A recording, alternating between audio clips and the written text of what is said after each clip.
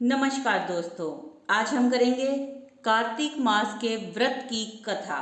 तो चलो बिना देरी करे करते हैं शुरू। जय श्री कृष्णा। किसी गांव में एक बुढ़िया रहती थी और वह कार्तिक का व्रत रखती थी। उसके व्रत खोलने के समय कृष्ण भगवान आते और एक कटोरा खिचड़ी का रख कर चले जाते।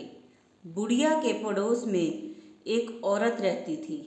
वह हर रोज यह देखकर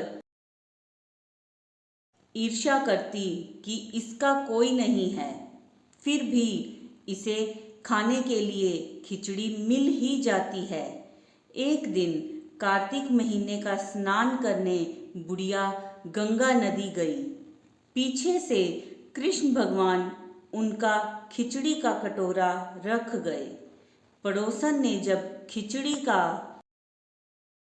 कटोरा रखा देखा और देखा कि बुढ़िया नहीं है, तब वह कटोरा उठाकर घर के पीछे पिछवाड़े फेंक आई।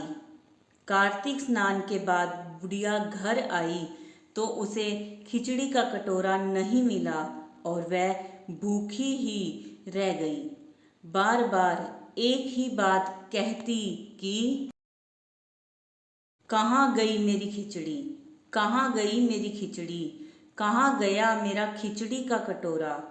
दूसरी ओर पड़ोसन ने जहाँ खिचड़ी गिराई थी वहाँ एक पौधा उगा जिसमें 2 फूल खिले।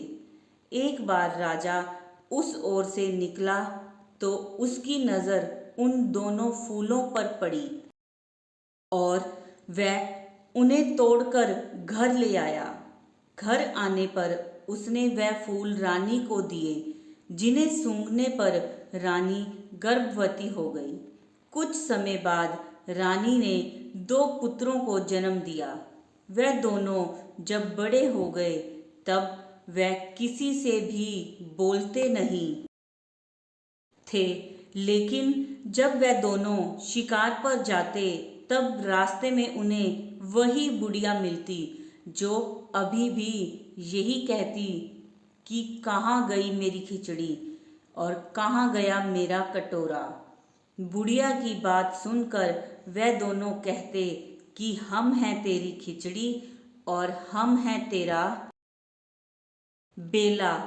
हर बार जब भी वह शिकार पर जाते तो बुढ़िया यही बात कहती और वह दोनों वही उत्तर देते।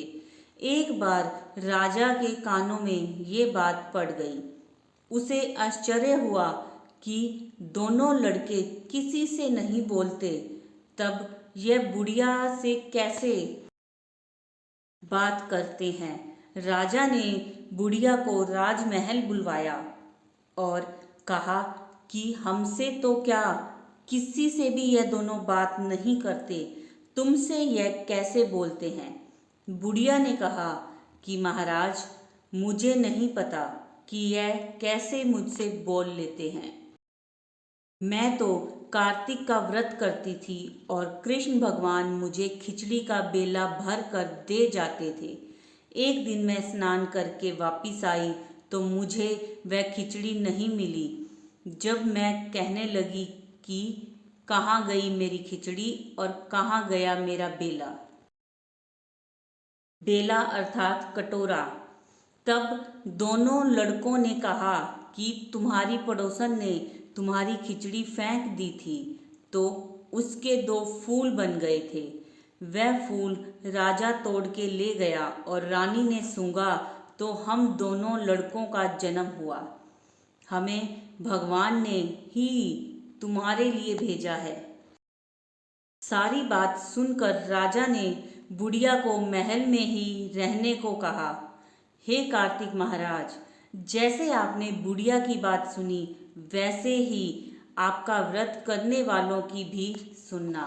जय जय श्री राधे, जय जय श्री राधे। तो ये थी हमारी कार्तिक मास व्रत कथा।